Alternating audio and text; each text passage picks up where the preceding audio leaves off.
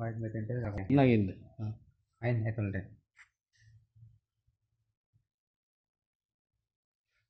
දැන් මේ එනකොට කෑ ගගා හිටියේ මැරිලා වගේ ඇවිද ගන්නවත් බැරි නේද? ඔව්. මොකද තිබුණ අසනීපය වගේ? තිබුණේ මට බඩේ කැක්කුමයි කොන්දේ කැක්කුමයි කකුල් කැක්කුමයි. ඔව්. තද බඩේ කැක්කුම තද වේදනාව. ඇවිද ගන්න. ඒතකොට දැන් තියනවද ඒවා?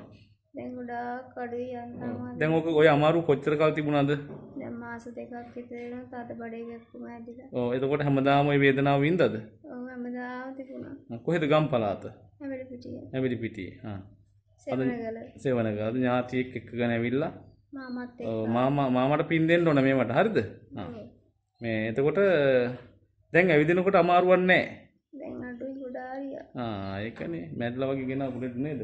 අපිට බැරි වුණා මේ එනකොට ගන්න මෙතන ඇඳ ඔඩොක්කු ඉඳාගෙන ඉන්නකොට ඒවා ගන්න බැරි වුණා. අපිට දැන් මිනිස්සු කියනවා මේ ලෙඩා එනකොට එන විදිය ගන්න කියලා. ලෙඩු මෙතන ලෙඩු 50කට කෙනකොට ගොව මතක් වෙන්නේ. අපිට මේ වීඩියෝ කරගන්න කට්ටිය නෑ නේද? ඒක ගත්තනම් හරි වටිනවා. වටිනවා එන්න. ගිහිල්ලා බුදුන් ඇඳ ගන්න ආයෙ පාරක් දන ගහලා වදින්න. දැන් දන ගහන්න බැරුණේ හිටියේ. දන ගහලා වදින්න.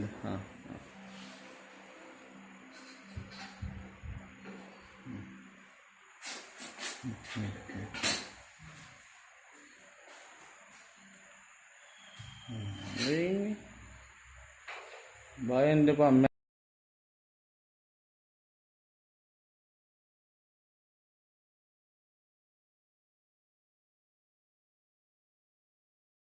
දැන් මැරෙන්නේ නෑ අද හිට. තේරෙනවද? නොමැරීමේ වගකීම තියෙන ඔය ආතේ.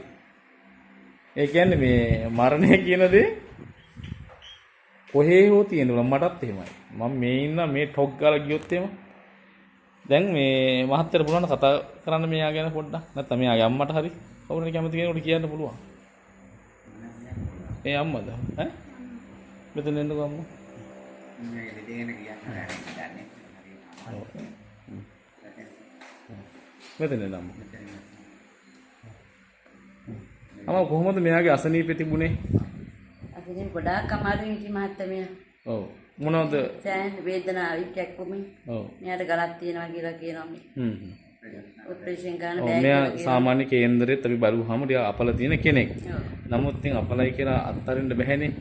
අපි මෙයාව මේ කොහොම හරි කරලා සුවපත් කරගන්න ඕනේ. තව අවස්ථා දෙකක් විතර එන්න පුළුවන් වුණොත් මෙයාව සෑහෙන කාලයක් ජීවත් වෙන්න හදලා දෙන්න පුළුවන්. මාළි තමයි මට කෝල් කරලා කිව්වා ටිකක් එක්කගෙන ඉන්න කියලා යාර. ඔව්. දැන් ওই පිටිපස්සේ ඉන්නේ මල්ලිට පින් මේවට. මල්ලිට පින්.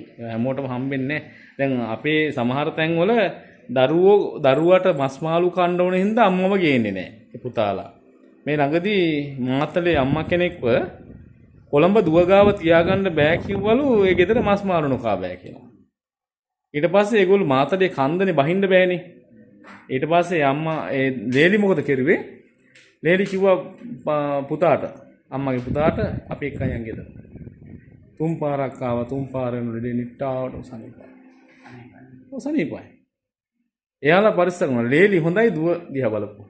ඒකයි දරුවොත් නෑ සමහර අයට. ඒකින්ද ඕනම මිනිස්සෙක්ගේ මනුස්සකම් තියෙන්න පුළුවන් දරුවෝ දූ දරුවෝ කියලා නෑ.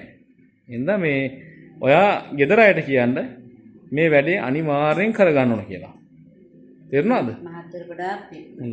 හරි බය වෙන්න එපා. හරි. දැන් මෙයා ගෙනාවේ අමාරු වෙන්නේ. ගොඩක් අමාරුයි නා. හරි. දැන් ආයි මේ කාල සීමා ස්පිරිතාලට යන්න ඕනේ. මම ගෙදරත් පොඩි අඩුපාඩු ටිකක් තියෙනවා හදාගන්න දී කියන්නම් ඈ. හරි. එහෙනම් පරිස්සමෙන් ගිහින් එන්න. ස්කෑන් පරීක්ෂණේ බලලා බලන්න. ඒක ඒගොල්ලන්ගේ වැඩක් නේ. ඉතින් ස්පිරිතාලෙත් මට කියන්නේ ස්පිරිතාලේ කොච්චර හිටියද? ස්පිරිතාලේ මේ කකුලේ අමාන්න මාස දෙකක් විතර හිටියා. ඔව්. ඒ ඉඳලා තමයි කකුල ඔපරේෂන් කරලා කපලා බද්ද කරලා. ඒත් හේතුවක් කිව්වේ නෑනේ. නෑ විස බීජයක් නිකන් කකුලේ තිබුණේ. ඔව්. කකුලේ තිබුණාට ඔපරේෂන් කරන්න ඕනේ. අපි ළඟට ගේනවා කකුලේ තිබෙච්ච අපි එක දවසින් සනීප කරනවා. ගෙදර යද්දි ඉතින් මම බෑලා. දන්නේ නෑ මහත්තයා. විස බීජ ගියා කියලා නම විස බීජ නමක් තියෙන්න එපේ. මොනවා හේතුවක් හින්දාද විස බීජ ගියේ තියෙන්න එපේ. නේද? ඔව් දැන් මේ කාලන් වලත් දැන් ගොඩක් දවස් කාලනේ මේ ජීව ළඟදී තමයි අමාරු. ගල් දිය වෙලා යයි අපි දැන් බෙහෙත් එක්ක. මම දෙකක් විතර නේ මේ විකක්කම වේදනාව වලන්නේ. හරි. හරි එහෙනම් ඈ. සුවපත් වේවා.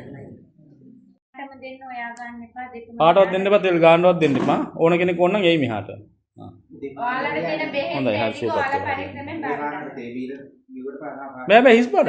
ඉස්තරට ඒක ඔන්න ඕන. ඒ නැගිට ගමන් ඒක කෝපි වගේ හදන්න පුළුවන්. වෙන උස්සාර නැහැ. මාත්‍ර පිං ගොඩක්. හොඳයි පරිස්සමෙන් යන්න. හරි. දැන් ඕන් ආපු කෙනා එල්ලගෙන ආපු කෙනා දැන් යනවා.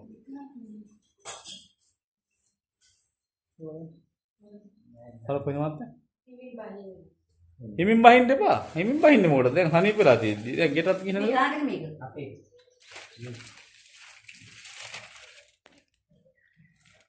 ඔය යන්නේ. පේනකොට අල්ලගෙන යනවා.